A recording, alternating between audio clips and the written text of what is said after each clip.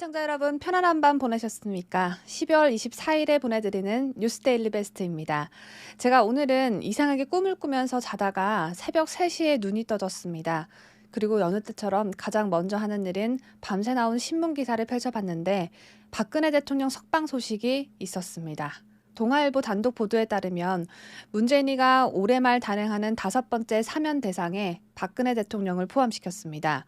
지난달 22일부터 서울 삼성병원에서 입원 치료를 받고 있는 박근혜 대통령은 병원에서 바로 출소 절차를 밟을 것으로 보여집니다. 여러분 잘 아시다시피 박 대통령은 2017년 3월 31일 구속 수감된 이후 이달 23일까지 1729일, 약 4년 8개월째 영어의 몸으로 지내고 계시죠. 전직 대통령 중 가장 오랜 기간 수감되셨는데 이 기록을 훗날 문재인이 갈아치울 것으로 저는 기대하고 있습니다.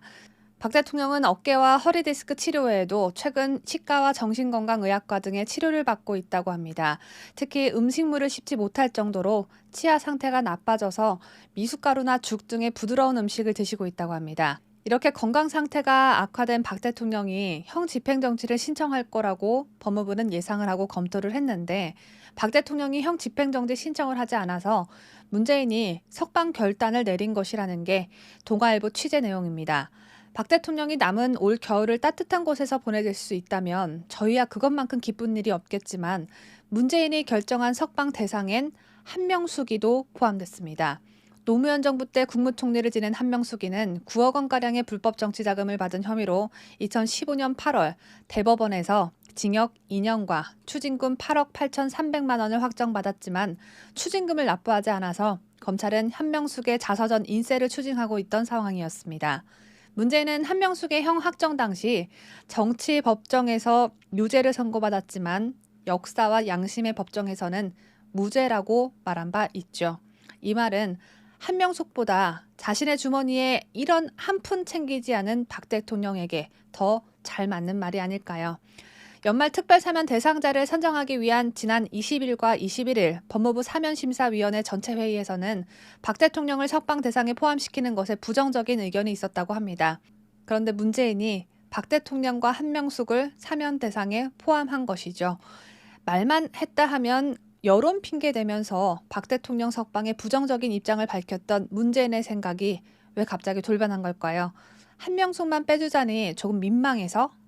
아니, 민망함을 느낄 줄 아는 정상적인 사람은 아닌 것 같아서 이 해석은 아닌 것 같고요.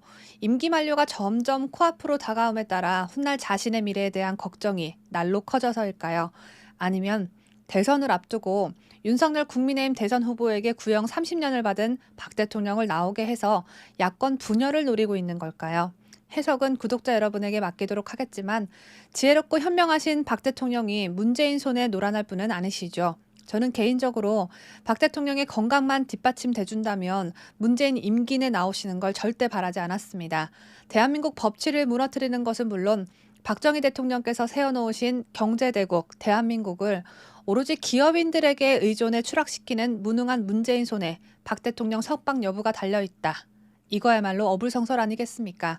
하지만 무엇보다 중요한 건 건강이기 때문에 문재인의 속내가 무엇이든 박근혜 대통령 석방을 무조건적으로 반길 수밖에 없지 않나 생각합니다.